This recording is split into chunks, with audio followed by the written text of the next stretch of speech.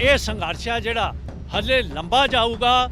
ਮੋਹਰੇ ਜਿਹੜੀ ਸਰਕਾਰ ਆ, ਮੋਦੀ ਸਰਕਾਰ ਆ, ਉਹ ਫਾਸ਼ੀਵਾਦੀ ਸਰਕਾਰ ਆ।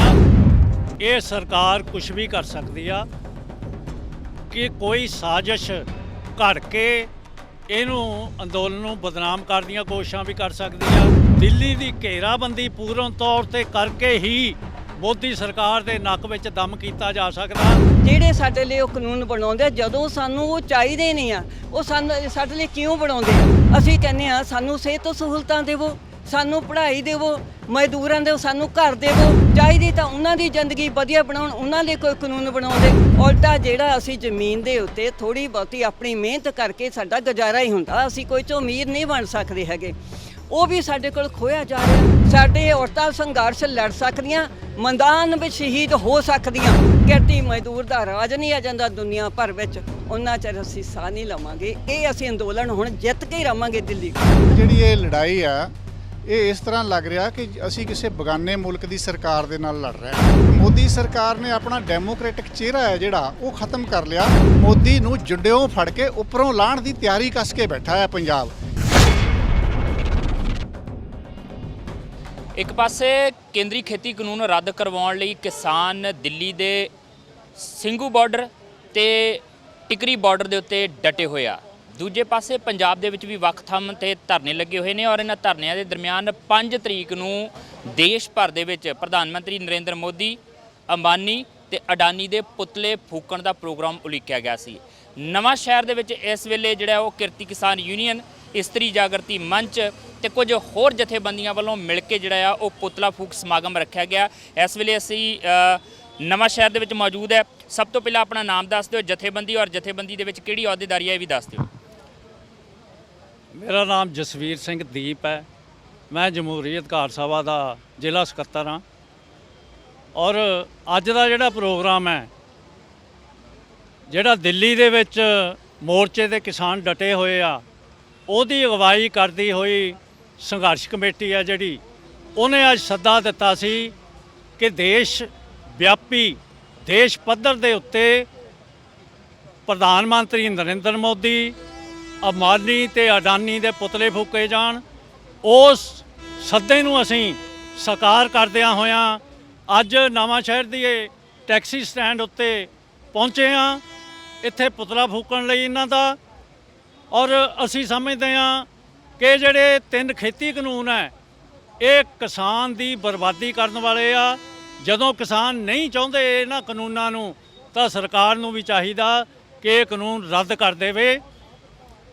ਇਹ ਜਿਹੜਾ ਮੋਰਚਾ ਆ ਦਿੱਲੀ ਵਿਖੇ ਚੱਲ ਰਿਹਾ, ਅਸੀਂ ਪਿੱਛੇ ਰਹਿ ਕੇ ਸਾਡਾ ਜਿਹੜਾ 2 ਮਹੀਨੇ ਤੋਂ ਰਿਲਾਇੰਸ ਦਾ ਸਟੋਰ ਆ ਨਵਾਂ ਸ਼ਹਿਰ ਦੇ ਵਿੱਚ, ਜਿਹਦੀ ਰੋਜ਼ਾਨਾ 24 ਲੱਖ ਦੀ ਸੇਲ ਸੀਗੀ, ਉਹ 2 ਮਹੀਨੇ ਤੋਂ ਵੱਧ ਸਮੇਂ ਤੋਂ ਅਸੀਂ ਬੰਦ ਕਰਕੇ ਰੱਖਿਆ ਹੋਇਆ। ਔਰ ਉੱਥੇ ਸਾਰੀਆਂ ਜਥੇਬੰਦੀਆਂ ਦੇ ਨੁਮਾਇੰਦੇ ਵਰਕਰ ਆ ਕੇ ਬੈਠਦੇ ਆ, ਉਹ ਦਿਨ ਰਾਤ ਧਰਨਾ ਚੱਲ ਰਿਹਾ। ਔਰ ਹੁਣ ਵੀ ਅਸੀਂ ਉੱਥੋਂ ਹੀ ਆਏ ਹਾਂ ਇਕੱਠੇ। ਸਾਡੀ ਇਹ ਕੋਸ਼ਿਸ਼ ਆ ਕਿ ਵੱਧ ਤੋਂ ਵੱਧ ਜਿਹੜੇ ਸਾਥੀ ਆ ਜਥੇਬੰਦ ਕਰਕੇ ਉਹ ਦਿੱਲੀ ਭੇਜੇ ਜਾਣ। ਉਹਨਾਂ ਲਈ ਵਿੱਤੀ ਸਹਿਯੋਗ, ਜਿਹੜਾ ਰਾਸ਼ਨ ਪਾਣੀ, ਦਵਾਈਆਂ, ਹੋਰ ਜੋ ਸਮਾਨ ਉਹਨਾਂ ਨੂੰ ਚਾਹੀਦਾ ਹੈਗਾ, ਕੰਬਲ ਵਗੈਰਾ, ਉਹ ਅਸੀਂ ਇੱਥੋਂ ਭੇਜਦੇ ਹਾਂ। ਅਸੀਂ ਚਾਹੁੰਦੇ ਹਾਂ ਕਿ ਕਿਸੇ ਤਰ੍ਹਾਂ ਦੀ ਤੋਟ ਨਾ ਆਵੇ ਉਸ ਸੰਘਰਸ਼ ਨੂੰ। ਮੇਰਾ ਖਿਆਲ ਹੈ ਕਿ ਉੱਥੇ ਕਿਸੇ ਕਿਸਮ ਦੀ ਤੋਟ ਹੈ ਵੀ ਨਹੀਂ ਹੈ, ਜਿੰਨਾ ਲੋਕ ਆਪ ਮੁਹਾਰੇ ਉੱਥੇ ਸਾਥ ਦੇਣ ਲਈ ਕਿਸਾਨਾਂ ਦਾ ਆ ਰਹੇ ਨੇ, ਕਿਉਂਕਿ ਹੁਣ ਕਿਸਾਨ ਅੰਦੋਲਨ ਵੀ ਨਹੀਂ ਹੈ, ਜਨ ਅੰਦੋਲਨ ਬਣ ਗਿਆ ਇੱਕ ਤਰੀਕੇ ਨਾਲ ਕਹਿ ਸਕਦੇ। ਅੱਜ ਫੈਸਲਾ ਕੁਨ ਮੀਟਿੰਗ ਹੈ ਕੇਂਦਰੀ ਮੰਤਰੀਆਂ ਦੇ ਨਾਲ, ਕੀ ਉਮੀਦ ਲੱਗਦੀ ਹੈ ਪਹਿਲੀਆਂ ਮੀਟਿੰਗਾਂ ਦੇ ਨਤੀਜੇ ਦੇਖਣ ਤੋਂ ਬਾਅਦ ਅੱਜ ਦੀ ਮੀਟਿੰਗ ਦੇ ਤੁਹਾਨੂੰ ਉਮੀਦ ਹੈ ਕਿ ਕੋਈ ਨਤੀਜਾ ਨਿਕਲਿਆਊਗਾ, ਕੋਈ ਹੱਲ ਨਿਕਲਿਆਊਗਾ, ਜਾਂ ਲੱਗਦਾ ਕਿ ਇਹ ਮੀਟਿੰਗ ਵੀ ਪਹਿਲੀਆਂ ਮੀਟਿੰਗਾਂ ਵਾਂਗ ਹੀ ਬੇਸਿੱਟਾ ਹੋਏਗੀ? ਜੋ ਕੇਂਦਰ ਦੇ ਨੇਤਾਵਾਂ ਦੀ, ਕੇਂਦਰੀ ਸਰਕਾਰ ਦੇ ਆਗੂਆਂ ਦੀ ਭਾਸ਼ਾ ਆ, ਉਹਦੇ ਤੋਂ ਲੱਗਦਾ ਕਿ ਅੱਜ ਦੀ ਮੀਟਿੰਗ ਵੀ ਬੇਸਿੱਟਾ ਨਿਕਲਣ ਵਾਲੀ ਆ। ਕਿਉਂਕਿ ਉਹ ਸਾਫ਼ ਤੌਰ ਤੇ ਕਹੀ ਜਾਂਦੇ ਆ ਕਿ ਇਹਨਾਂ ਕਾਨੂੰਨਾਂ ਵਿੱਚ ਸੋਧਾ ਕਰਨ ਲਈ ਵਿਚਾਰ ਕੀਤਾ ਜਾ ਸਕਦਾ, ਜਦ ਕਿ ਕਿਸਾਨ ਜਿਹੜੇ ਆ ਉਹ ਬਿਲਕੁਲ ਇਸ ਗੱਲ ਤੇ ਵਜੇਦੇ ਆ ਕਿ ਕਾਨੂੰਨ ਪੂਰਨ ਤੌਰ ਦੇ ਉੱਤੇ ਰੱਦ ਹੋਣੇ ਚਾਹੀਦੇ ਆ। ਇਹ ਤੋਂ ਉਰੇ ਕੋਈ ਸਮਝੌਤਾ ਨਹੀਂ ਹੈ। ਇਸ ਲਈ ਸਾਨੂੰ ਇਹ ਲੱਗਦਾ ਕਿ ਅੱਜ ਦੀ ਮੀਟਿੰਗ ਦੇ ਵਿੱਚ ਕੋਈ ਸਿੱਟਾ ਨਿਕਲਣ ਵਾਲਾ ਹੈ ਨਹੀਂ ਔਰ ਇਹ ਸੰਘਰਸ਼ ਆ ਜਿਹੜਾ ਹਲੇ ਲੰਬਾ ਜਾਊਗਾ। ਮੋਹਰੇ ਜਿਹੜੀ ਸਰਕਾਰ ਆ, ਮੋਦੀ ਸਰਕਾਰ ਆ, ਉਹ ਫਾਸ਼ੀਵਾਦੀ ਸਰਕਾਰ ਆ। ਜਿਹੜੇ ਫਾਸ਼ੀਵਾਦੀ ਹੁੰਦੇ ਆ ਉਹ ਇੰਨੀ ਛੇਤੀ ਮੰਨਦੇ ਨਹੀਂ ਹੁੰਦੇ। ਅੱਛਾ, ਤੁਸੀਂ ਕਿਹਾ ਫਾਸ਼ੀਵਾਦੀ ਸਰਕਾਰ ਆ। ਜੇ ਫਾਸ਼ੀਵਾਦੀ ਸਰਕਾਰ ਆ, ਕੁਝ ਨੁਕਤੇ ਨਿਕਲ ਕੇ ਆਉਂਦੇ ਆ, ਜਿਵੇਂ ਇਸ ਸਮੇਂ ਰੈਪਿਡ ਐਕਸ਼ਨ ਫੋਰਸ ਜਿਹੜੀ ਆ ਤੈਨਾਤ ਕਰ ਦਿੱਤੀ ਗਈ ਆ ਟਿਕਰੀ ਬਾਰਡਰ ਦੇ ਉੱਤੇ। ਨਾਲ ਦੀ ਨਾਲ ਜਿਹੜਾ ਆ ਉਹ ਆਰਮਡ ਫੋਰਸਿਸ, ਪੈਰਾਮਿਲਟਰੀ ਫੋਰਸਿਸ ਜਿਹੜੀਆਂ ਤੈਨਾਤ ਕਰ ਦਿੱਤੀਆਂ ਗਈਆਂ ਆ। ਥੋੜਾ ਜਿਹਾ ਘੇਰਾਬੰਦੀ ਮਜ਼ਬੂਤ ਕਰਨੀ ਸ਼ੁਰੂ ਕਰਤੀ ਸਰਕਾਰ ਨੇ ਆਪਣੇ ਵੱਲੋਂ। ਲੱਗਦਾ ਕਿ ਸਰਕਾਰ ਵੀ ਕੋਈ ਅੱਗੇ ਸਖਤ ਕਦਮ ਪੁੱਟਣ ਦੇ ਰੌਂ ਦੇ ਵਿੱਚ ਨਜ਼ਰ ਆ ਰਹੀ ਹੈ ਜੇ ਨਤੀਜਾ ਨਾ ਨਿਕਲਿਆ। ਇਹ ਸਰਕਾਰ ਕੁਝ ਵੀ ਕਰ ਸਕਦੀ ਆ ਕਿ ਕੋਈ ਸਾਜ਼ਿਸ਼ ਘੜ ਕੇ ਇਹਨੂੰ ਅੰਦੋਲਨ ਨੂੰ ਬਦਨਾਮ ਕਰਨ ਦੀਆਂ ਕੋਸ਼ਿਸ਼ਾਂ ਵੀ ਕਰ ਸਕਦੀ ਆ। ਜਿਵੇਂ ਪਹਿਲਾਂ ਇਹ ਕਿਹਾ ਗਿਆ ਸਰਕਾਰ ਵੱਲੋਂ ਕਿ ਜਿਹੜੇ ਇਹਦੇ ਵਿੱਚ ਖਾਲਿਸਤਾਨੀ ਤੇ ਨੈਕਸਲਾਈਟ ਸ਼ਾਮਲ ਹੋ ਗਏ ਆ ਇਸ ਮੋਰਚੇ ਦੇ ਵਿੱਚ, ਇਹੋ ਜਿਹੀਆਂ ਛੋਛੇ ਛੱਡ ਕੇ ਇਹਨੂੰ ਹੋਰ ਰਾਹ ਤੇ ਪਾਉਣ ਦੀਆਂ ਕੋਸ਼ਿਸ਼ਾਂ ਕੀਤੀਆਂ ਜਾ ਰਹੀਆਂ, ਧਿਆਨ ਭਟਕਾਇਆ ਜਾ ਰਿਹਾ। ਔਰ ਸਰਕਾਰ ਜਿਹੜੀ ਆ ਉਹਨੇ 2000 ਅਥਰੂ ਗੈਸ ਦਾ ਗੋਲਾ ਲਿਆ ਕੇ ਰੱਖ ਲਿਆ ਉੱਥੇ ਔਰ ਪੈਰਾਮਿਲਟਰੀ ਫੋਰਸ ਵਧਾਈ ਜਾ ਰਹੀ ਆ। ਔਰ ਇਹਦਾ ਇੱਕੋ ਹੀ ਆ ਹੱਲ ਕਿ ਵੱਧ ਤੋਂ ਵੱਧ ਜਿਹੜਾ ਉੱਥੇ ਇਕੱਠ ਹੋਵੇ। ਜਿਹੜੇ ਦੋ ਰਸਤੇ ਦਿੱਲੀ ਦੇ ਹੱਲੇ ਖੁੱਲ੍ਹੇ ਆ ਉਹਨਾਂ ਦੀ ਵੀ ਘੇਰਾਬੰਦੀ ਕੀਤੀ ਜਾ ਸਕੇ ਔਰ ਦੂਰ ਦੂਰ ਦੇ ਜਿਹੜੇ ਸੂਬੇ ਉੱਥੋਂ ਜਿਹੜੇ ਕਿਸਾਨ ਚੱਲੇ ਹੋਏ ਆ ਉਹ ਵੀ ਪਹੁੰਚ ਜਾਣੇ ਆ। ਦਿੱਲੀ ਦੀ ਘੇਰਾਬੰਦੀ ਪੂਰਨ ਤੌਰ ਤੇ ਕਰਕੇ ਹੀ ਮੋਦੀ ਸਰਕਾਰ ਦੇ ਨੱਕ ਵਿੱਚ ਦਮ ਕੀਤਾ ਜਾ ਸਕਦਾ ਔਰ ਇਹ ਤੋਂ ਬਿਨਾਂ ਕੋਈ ਚਾਰਾ ਨਹੀਂ ਹੈ। ਇਹ ਫਾਸ਼ੀਵਾਦੀ ਸਰਕਾਰਾਂ ਇੱਦਾਂ ਹੀ ਮੰਨਦੀਆਂ ਹੁੰਦੀਆਂ ਲੋਕ ਦਬਾਅ ਨਾਲ ਔਰ ਲੋਕ ਦਬਾਅ ਦਿਨ ਪਰ ਦਿਨ ਵੱਧ ਰਿਹਾ ਹੈ। ਲੋਕ ਦਬਾਅ ਦਿਨ ਪਰ ਦਿਨ ਵੱਧ ਰਿਹਾ ਔਰ ਜਿੱਥੇ ਸਰਕਾਰ ਇਹ ਕਹਿੰਦੀ ਹੈ ਕਿ ਬਹੁਤ ਸਾਰੇ ਨੁਮਾਇੰਦੇ ਕਹਿੰਦੇ ਕਿ ਖਾਲਿਸਤਾਨੀਆਂ ਦਾ, ਕਿਉਂਕਿ ਕਿਸਾਨ ਅੰਦੋਲਨ ਦੇ ਵਿੱਚ ਜੇ ਕਿਤੇ ਪੀਲਾ ਝੰਡਾ ਨਜ਼ਰ ਆ ਜਾਂਦਾ ਤੇ ਉਹਨਾਂ ਨੂੰ ਪੀਲੇ ਝੰਡੇ ਦੇ ਵਿੱਚ ਹੋਰ ਕੁਝ ਨਹੀਂ ਨਜ਼ਰ ਆਉਂਦਾ, ਖਾਲਿਸਤਾਨ ਨਜ਼ਰ ਆਉਂਦਾ। ਇਹ ਥੋੜਾ ਜਿਹਾ ਲਾਲ ਝੰਡਾ ਦਿਖਾ ਦਿਓ। ਖੱਬੇ ਪੱਖੀ ਧਿਰਾਂ ਜਿਹੜੀਆਂ ਉਹ ਇਸ ਰੰਗ ਨੂੰ ਨਾਲ ਲੈ ਕੇ ਚੱਲਦੀਆਂ। ਕਿਰਤੀ ਕਿਸਾਨ ਯੂਨੀਅਨ ਇਹ ਕਿਸਾਨਾਂ ਦੀ ਜਥੇਬੰਦੀ ਹੈ, ਇਹਦੇ ਝੰਡੇ ਦਾ ਰੰਗ ਵੀ ਲਾਲ ਹੈ ਤੇ ਜਿੱਥੇ ਰੰਗ ਲਾਲ ਨਜ਼ਰ ਆਉਂਦਾ ਸਰਕਾਰਾਂ ਨੂੰ ਉਹ ਜਿਹੜੇ ਆ ਉਹ ਨੈਕਸਲਾਈਟ ਨਜ਼ਰ ਆਉਣ ਲੱਗ ਪੈਂਦੇ ਆ। ਆਪਾਂ ਕੁਝ ਹੋਰ ਨੁਮਾਇੰਦਿਆਂ ਨਾਲ ਗੱਲਬਾਤ ਕਰਦੇ ਆ, ਉਹਨਾਂ ਦਾ ਇਸ ਅੰਦੋਲਨ ਦੇ ਬਾਰੇ ਔਰ ਅੱਜ ਦੇ ਇਸ ਪੁਤਲਾ ਫੂਕ ਜਿਹੜਾ ਪ੍ਰੋਗਰਾਮ ਵਿਉਂਤਿਆ ਗਿਆ ਉਹਦੇ ਬਾਰੇ ਕੀ ਕਹਿਣਾ ਆ। ਸੋ ਇਸਤਰੀ ਜਾਗਰਤੀ ਮੰਚ ਤੋਂ ਬੀਬੀ ਗੁਰਬਖਸ਼ ਕੌਰ ਜੀ ਸਾਡੇ ਨਾਲ ਨੇ। ਬੀਬੀ ਜੀ, ਜਦੋਂ ਅਸੀਂ ਅੰਦੋਲਨ ਦੀ ਗੱਲ ਕਰਦੇ ਆ ਨਾ, ਮੈਂ ਤੁਹਾਡੇ ਕੋਲ ਸਵਾਲ ਖਾਸ ਤੌਰ ਤੇ ਪੁੱਛਣਾ ਚਾਹੁੰਦਾ ਕਿ ਇਹ ਪਹਿਲੀ ਵਾਰੀ ਹੋਇਆ ਆ। ਵੈਸੇ ਜਦੋਂ ਮਜ਼ਦੂਰਾਂ ਦੇ ਹੱਕ ਦੀ ਆਵਾਜ਼ ਉੱਠਦੀ ਸੀ ਤੇ ਮਾਲਵੇ ਦੇ ਵਿੱਚੋਂ ਬੀਬੀਆਂ ਬਹੁਤ ਵੱਡੇ ਪੱਧਰ ਤੇ ਰੋਸ ਪ੍ਰਦਰਸ਼ਨਾਂ 'ਚ ਸ਼ਾਮਲ ਹੁੰਦੀਆਂ। ਕਿਸਾਨ ਬੀਬੀਆਂ ਪਹਿਲੀ ਵਾਰੀ ਵੱਡੇ ਪੱਧਰ ਤੇ ਇਸ ਅੰਦੋਲਨ ਦੇ ਵਿੱਚ ਸ਼ਾਮਲ ਹੋਈਆਂ ਨੇ। ਤੁਸੀਂ ਕਿਸ ਨਜ਼ਰੀਏ ਨਾਲ ਦੇਖਦੇ ਹੋ? ਅਸਲ ਵਿੱਚ ਜੀ ਜੇ ਮੈਂ ਪਹਿਲਾਂ ਤਾਂ ਤੁਹਾਡੇ ਚੈਨਲ ਦਾ ਬਹੁਤ ਧੰਨਵਾਦ ਜਿਹੜੇ ਤੁਸੀਂ ਸਾਡੀ ਆਵਾਜ਼ ਗਾਂ ਲੈ ਕੇ ਜਾਂਦੇ ਆ। ਮੈਂ ਛੋਟੀ ਜਿਹੀ ਸੀ 56-57 ਦੀ ਗੱਲ ਆ ਜਦ ਖੁਸ਼ ਅਸੀਤੀ ਟੈਕਸ ਦੀ ਪੰਜਾਬ ਦੇ ਵਿੱਚ ਇੱਕ ਬਹੁਤ ਵੱਡਾ ਸਟਰਗਲ ਚੱਲਿਆ ਸੀ, ਭਾਵੇਂ ਉਹ ਤੋਂ ਛੋਟਾ ਸੀਗਾ। ਉਸ ਵੇਲੇ ਮੈਂ ਚੌਥੀ 'ਚ ਪੜ੍ਹਦੀ ਸੀ, ਮੇਰੇ ਪਿਤਾ ਜੀ ਵੀ ਜੇਲ੍ਹ ਵਿੱਚ ਸੀਗੇ। ਉਸ ਤੋਂ ਬਾਅਦ ਵਿੱਚ ਬੜੇ ਸਟਰਗਲ ਹੁੰਦੀਆਂ ਰਹੀਆਂ ਮਜ਼ਦੂਰਾਂ ਦੀ ਵੀ ਕਿਸਾਨਾਂ ਦੀ, ਪਰ ਆਹ ਜਿਹੜਾ ਇੱਕ ਕਿਸਾਨਾਂ ਮਜ਼ਦੂਰਾਂ ਦਾ ਇੱਕ ਸਟਰਗਲ ਆ ਇਹ ਤਾਂ ਸਿਰੇ ਦੇ ਉੱਤੇ ਚਲੇ ਗਿਆ। ਇਹ ਇਕੱਲੇ ਕਿਸਾਨਾਂ ਮਜ਼ਦੂਰਾਂ ਦਾ ਨਹੀਂ ਰਿਹਾ, ਇਹ ਸਮੁੱਚੇ ਵਰਗ ਦਾ ਹੋ ਗਿਆ। ਜਿਹੜੇ ਸਾਡੇ ਲਈ ਉਹ ਕਾਨੂੰਨ ਬਣਾਉਂਦੇ ਜਦੋਂ ਸਾਨੂੰ ਉਹ ਚਾਹੀਦੇ ਨਹੀਂ ਆ, ਉਹ ਸਾਡੇ ਲਈ ਕਿਉਂ ਬਣਾਉਂਦੇ ਆ? ਅਸੀਂ ਕਹਿੰਦੇ ਆ ਸਾਨੂੰ ਸਿਹਤ ਸਹੂਲਤਾਂ ਦੇਵੋ, ਸਾਨੂੰ ਪੜ੍ਹਾਈ ਦੇਵੋ, ਮਜ਼ਦੂਰਾਂ ਦੇ ਸਾਨੂੰ ਘਰ ਦੇਵੋ। ਮਜ਼ਦੂਰ ਕੰਮ ਕਰਦਾ ਗੰਦੀਆਂ ਥਾਵਾਂ ਦਿੱਲੀ ਦੇਖ ਲਓ, ਅਹਿਮਦਾਬਾਦ ਦੇਖ ਲਓ, ਗੁਜਰਾਤ ਦੇਖ ਲਓ, ਪੰਜਾਬ ਦੇਖ ਲਓ, ਚੰਡੀਗੜ੍ਹ ਦੇ ਦੁਆਏ ਦੇਖ ਲਓ, ਉਹ ਝੁੱਗੀਆਂ ਦੇ ਵਿੱਚ ਰਹਿੰਦੇ ਆ। ਚਾਹੀਦੀ ਤਾਂ ਉਹਨਾਂ ਦੀ ਜ਼ਿੰਦਗੀ ਵਧੀਆ ਬਣਾਉਣ, ਉਹਨਾਂ ਲਈ ਕੋਈ ਕਾਨੂੰਨ ਬਣਾਉਂਦੇ। ਉਲਟਾ ਜਿਹੜਾ ਅਸੀਂ ਜ਼ਮੀਨ ਦੇ ਉੱਤੇ ਥੋੜ੍ਹੀ ਬਹੁਤੀ ਆਪਣੀ ਮਿਹਨਤ ਕਰਕੇ ਸਾਡਾ ਗੁਜ਼ਾਰਾ ਹੀ ਹੁੰਦਾ, ਅਸੀਂ ਕੋਈ ਤੋਂ ਅਮੀਰ ਨਹੀਂ ਬਣ ਸਕਦੇ ਹੈਗੇ, ਉਹ ਵੀ ਸਾਡੇ ਕੋਲ ਖੋਇਆ ਜਾ ਰਿਹਾ। ਹੋਰ ਸਾਡੇ ਕੋਲ ਕਿੱਤਾ ਹੈ ਨੇ, ਇੰਡਸਟਰੀ ਇੱਥੇ ਪੰਜਾਬ ਵਿੱਚ ਹੈ ਨੇ। ਸਾਡੇ ਜਿਹੜੇ ਬੱਚੇ ਆ ਪੜ੍ਹ ਕੇ ਉਹ ਬਾਹਰਲੇ ਦੇਸ਼ਾਂ 'ਚ ਜਾਈ ਜਾਂਦੇ ਆ। ਸਾਡਾ ਵੀ ਜੀ ਕਰਦਾ ਆ ਇੱਥੇ ਵੀ ਸਾਡੇ ਬੱਚੇ ਸਾਡੇ ਕੋਲ ਰਹਿਣ, ਮਜਬੂਰੀਆਂ ਆ। 125 ਸਾਲ ਤੋਂ ਸਾਡੇ ਜਿਹੜੇ ਆ ਬਾਹਰ ਜਾ ਰਹੇ ਆ, ਇਹਨਾਂ ਨੂੰ ਤੰਗੀਆਂ ਨੂੰ ਭੁੱਖਾਂ ਨੂੰ ਮਿਟਾਉਣੇ ਦੀ ਖਾਤਰ ਜਾ ਰਹੇ ਆ। ਸਰਕਾਰਾਂ ਨੇ ਸਾਡੇ ਲਈ ਕੀ ਕੀਤਾ? 47 ਦੇ ਵਿੱਚ ਜਿਹੜੀ ਗੱਲ ਆਜ਼ਾਦੀ ਦੀ ਕਰਦੇ ਆ, ਇਹ ਸਾਮਰਾਜਿਆਂ ਨੂੰ ਆਜ਼ਾਦੀ ਮਿਲੀ, ਹਿੰਦੁਸਤਾਨ ਦੇ ਦਲਾਲ ਜਿਹੜੇ ਸੀ ਉਹਨਾਂ ਦੇ ਹੱਥ ਆਜ਼ਾਦੀ ਆਈ। ਨਾਲੇ ਵੈਸੇ ਵੀ ਬੀਬੀ ਜੀ ਜਦੋਂ ਆਜ਼ਾਦੀ ਦੀ ਗੱਲ ਕਰਦੇ ਆ, ਪੰਜਾਬ ਵਾਲੇ ਲੋਕ ਉਹਨੂੰ ਆਜ਼ਾਦੀ ਨਹੀਂ ਕਹਿੰਦੇ, ਉਹਨੂੰ ਉਜਾੜਾ ਕਹਿੰਦੇ ਆ। ਆਜ਼ਾਦੀ ਕਦੀ ਵੀ ਨਹੀਂ ਉਹਦਾ ਸ਼ਬਦ ਇਸਤੇਮਾਲ ਕੀਤੇ ਨਹੀਂ, ਉਹਨਾਂ ਨੇ ਉਜਾੜੇ ਦੀ ਗੱਲ ਕੀਤੀ। ਉਹ ਜੀ ਸਾਡੀ ਆਜ਼ਾਦੀ ਨਹੀਂ ਹੋਈ।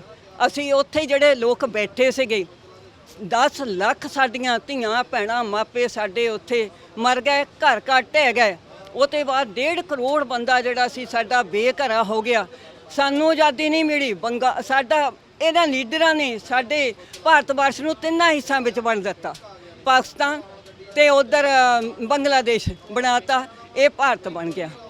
ਸਾਨੂੰ ਪੁੱਛਿਆ ਜਾਣੀ ਹੈ ਵੀ ਕਿੱਦਾਂ ਰੋੜ ਕੇ ਉਧਰੋਂ ਆ ਕੇ ਤੇਰੇ ਮੇਰੇ ਘਰਾਂ ਵਿੱਚ ਰਹਿ ਕੇ ਸਾਡੇ ਬਜ਼ੁਰਗਾਂ ਨੇ ਰੋਟੀ ਖਾਧੀ ਆ, ਕਿੱਦਾਂ ਉਹ ਇੱਥੇ ਤੱਕ ਪਹੁੰਚੇ ਆ। ਜੇ ਉਹਨਾਂ ਨੇ ਹੁਣ ਮਾੜੀ ਮੋਟੀ ਜ਼ਮੀਨ ਬਣਾਈ ਆ ਤੇ ਉਹ ਵੀ ਖੋਣੀ ਆ। ਇਹ ਆਜ਼ਾਦੀ ਹੋ ਗਈ ਨਹਿਰੂ ਹੋਣਾ ਦੇ ਪਰਿਵਾਰਾਂ ਨੂੰ, ਇਹ ਵੱਡੇ ਕਾਰਪੋਰੇਟ ਘਰਾਣਿਆਂ ਨੂੰ। ਸਾਨੂੰ ਆਜ਼ਾਦੀ ਨਹੀਂ ਸੀ ਮਿਲੀ। ਅਸੀਂ ਤਾਂ ਜੰਗੇ ਆਜ਼ਾਦੀ ਲੜ ਰਹੇ ਹਾਂ, ਜਿਹੜੀ ਭਗਤ ਸਿੰਘ ਉਹਨਾਂ ਨੇ, ਸ਼ਹੀਦ ਕਰਤਾਰ ਸਿੰਘ ਸਰਾਭਾ ਨੇ, ਕੁੱਕਾ ਲਹਿਰ ਨੇ ਤੇ ਹੋਰ ਵੀ ਵੱਖਰੀਆਂ ਲਹਿਰਾਂ ਜਿਹੜੀਆਂ ਚਾਹੁੰਦੀਆਂ ਆਜ਼ਾਦੀ, ਅਸੀਂ ਉਹ ਲੜਾਈ ਲੜ ਰਹੇ ਹਾਂ। ਤੁਸੀਂ ਕਹਿੰਦੇ ਅਜੇ ਵੀ ਆਜ਼ਾਦੀ ਦੀ ਲੜਾਈ ਲੜ ਰਹੇ ਆ, ਪਰ ਇਸ ਆਜ਼ਾਦੀ ਦੀ ਲੜਾਈ ਦੇ ਵਿੱਚ ਜਿਹੜੀਆਂ ਬੀਬੀਆਂ ਸ਼ਾਮਲ ਆ ਉਹਨਾਂ ਨੂੰ ਲੈ ਕੇ ਜਿੱਦਾਂ ਦੀਆਂ ਟੀਕਾ ਟਿੱਪਣੀਆਂ ਆਉਂਦੀਆਂ, ਜਿੱਦਾਂ ਉਹ ਇੱਕ ਫਿਲਮ ਅਦਾਕਾਰਾ ਨੇ ਕਿਹਾ ਆ ਕਿ 100 ਰੁਪਏ ਤੇ ਜਿਹੜੇ ਉਹ ਅੰਦੋਲਨ ਦੇ ਵਿੱਚ ਸ਼ਾਮਲ ਹੋਣ ਲਈ ਆਉਂਦੀਆਂ, ਉਹਨੂੰ ਕਿਸ ਨਜ਼ਰੀਏ ਨਾਲ ਦੇਖਦੇ?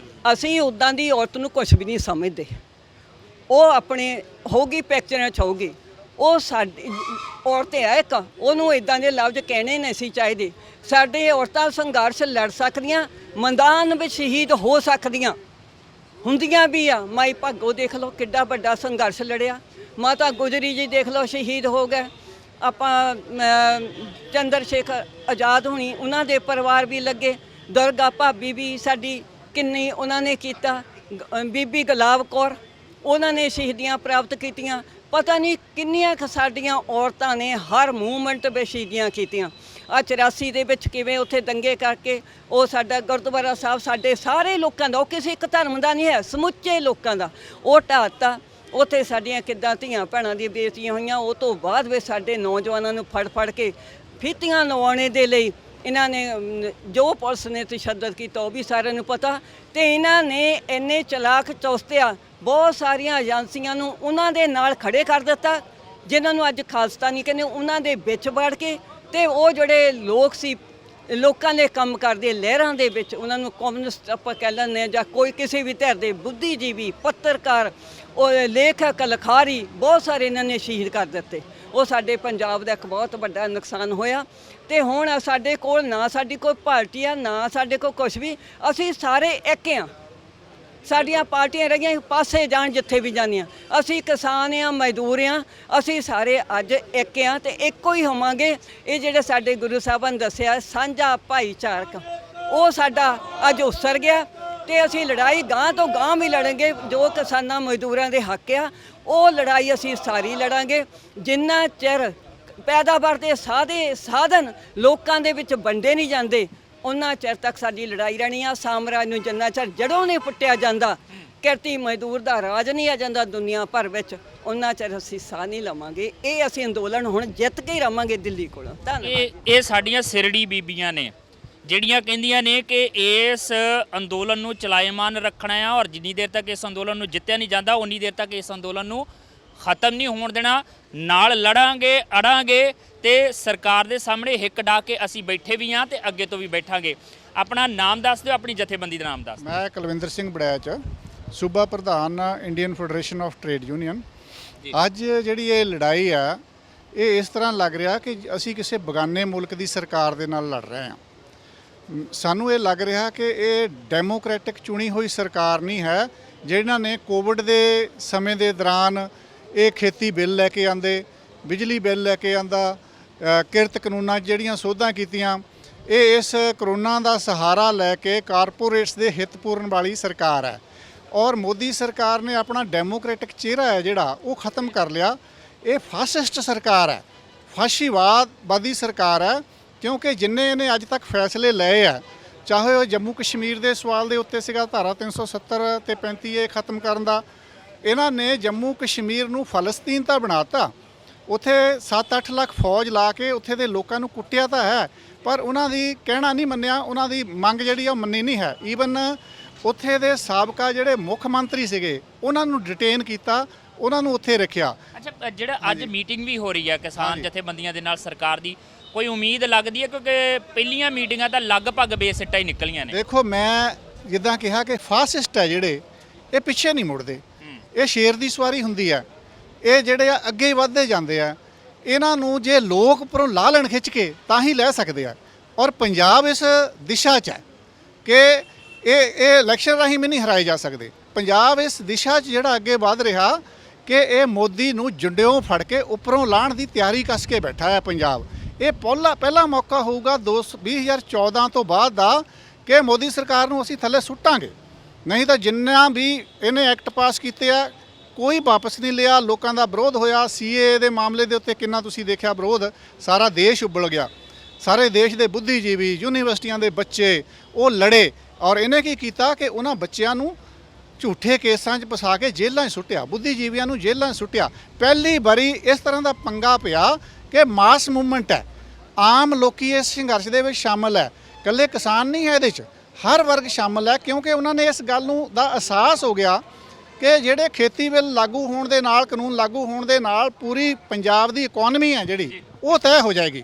ਉਹਦੇ ਨਾਲ ਜਿਹੜੀ ਬੇਰੁਜ਼ਗਾਰੀ ਦੀ ਦਰ ਹੈ ਉਹ ਬਹੁਤ ਜਿਹੜੀ ਆ ਉਹ ਵੱਧ ਜਾਏਗੀ। ਇਸ ਕਰਕੇ ਅਸੀਂ ਇਸ ਗੱਲ 'ਤੇ ਮਨ ਬਣਾਇਆ ਹੋਇਆ, ਜੀਵਾਂਗੇ ਜਾਂ ਮਰਾਂਗੇ ਹੱਕਾਂ ਦੀ ਰਾਖੀ ਕਰਾਂਗੇ। ਬਿਲਕੁਲ ਜਿਹੜਾ ਰੱਦ ਕਰਾ ਕੇ ਹਟਾਂਗੇ। ਉਹਦੇ ਉਰੇ ਸਾਡੀ ਕੋਈ ਵੀ ਜਿਹੜੀ ਡਿਮਾਂਡ ਨਹੀਂ ਹੈ, ਕੋਈ ਵੀ ਡਿਮਾਂਡ ਨਹੀਂ ਹੈ। ਸਿਰਫ ਬਿੱਲ ਰੱਦ ਕਰਵਾਉਣੇ ਨੇ ਔਰ ਰੱਦ ਕਰਵਾਉਣ ਦੇ ਲਈ ਲੜਾਈ ਜਿਹੜੀ ਆ ਉਹ ਲੰਬੀ ਲੜਨੀ ਪਏਗੀ। ਔਰ ਇਸ ਲੰਬੀ ਲੜਾਈ ਦੇ ਵਿੱਚ ਲੱਗੇ ਹੋਇਆ ਪੰਜਾਬ ਦੇ ਵਿੱਚ ਇਹ ਅੰਦੋਲਨ ਲਗਭਗ 80 ਦਿਨਾਂ ਤੋਂ ਵੱਧ ਹੋ ਗਿਆ ਆ ਇਸ ਅੰਦੋਲਨ ਨੂੰ ਚੱਲਦਿਆਂ ਨੂੰ। ਤੇ ਜੇ ਗੱਲ ਕਰੀਏ ਦਿੱਲੀ ਦੀ, ਤੇ ਦਿੱਲੀ ਦੇ ਵਿੱਚ 10 ਦਿਨ ਹੋ ਗਏ ਕਿਸਾਨਾਂ ਨੂੰ ਧਰਨੇ ਦੇ ਉੱਤੇ ਬੈਠਿਆਂ ਨੂੰ। ਤੇ ਹੁਣ ਇਹਨੂੰ ਕਿਸਾਨ ਅੰਦੋਲਨ ਦਾ ਰੰਗ ਵੀ ਨਹੀਂ ਦਿੱਤਾ ਜਾ ਸਕਦਾ, ਕੱਲਾ ਨਾਮ ਵੀ ਨਹੀਂ ਦਿੱਤਾ ਜਾ ਸਕਦਾ। ਹੁਣ ਇਹਨੂੰ ਜਨ ਅੰਦੋਲਨ ਜਾਂ ਲੋਕ ਅੰਦੋਲਨ ਜਿਹੜਾ ਉਹ ਕਿਹਾ ਜਾਣ ਲੱਗ ਪਿਆ, ਕਿਉਂਕਿ ਹਰ ਵਰਗ, ਹਰ ਧਰਮ, ਹਰ ਖਿੱਤੇ 'ਚੋਂ ਲੋਕ ਜਿਹੜਾ ਇਸ ਅੰਦੋਲਨ 'ਚ ਸ਼ਾਮਲ ਹੋਣ ਲੱਗ ਪਿਆ। ਔਰ ਇਹਨਾਂ ਕੇਂਦਰੀ ਖੇਤੀ ਕਾਨੂੰਨਾਂ ਦੇ ਖਿਲਾਫ, ਬਿਜਲੀ ਸੋਧ ਕਾਨੂੰਨ ਦੇ ਖਿਲਾਫ ਤੇ ਨਾਲ ਦੀ ਨਾਲ ਪ੍ਰਦੂਸ਼ਣ ਨੂੰ ਲੈ ਕੇ ਜਿਹੜਾ ਬਿੱਲ ਲਿਆਂਦਾ ਗਿਆ ਉਹਦੇ ਖਿਲਾਫ ਆਵਾਜ਼ਾਂ ਉੱਠਣੀਆਂ ਸ਼ੁਰੂ ਹੋ ਗਈਆਂ ਨੇ।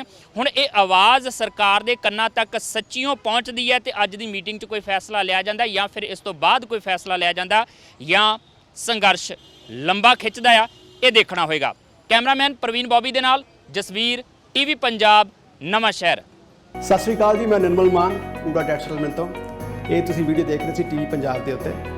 ਇਹੋ ਜਿਹੇ ਹੋਰ ਜਾਣਕਾਰੀ ਭਰਪੂਰ ਵੀਡੀਓ ਦੇਖਣ ਵਾਸਤੇ ਟੀਵੀ ਪੰਜਾਬ ਦੇ ਚੈਨਲ ਨੂੰ ਸਬਸਕ੍ਰਾਈਬ ਕਰੋ ਤੇ ਨਾਲ ਹੇਠ ਦਿੱਤੇ ਹੋਏ ਬੈਲ ਆਈਕਨ ਦੇ ਬਟਨ ਦਬਾਓ। ਸਤਿ ਸ਼੍ਰੀ ਅਕਾਲ।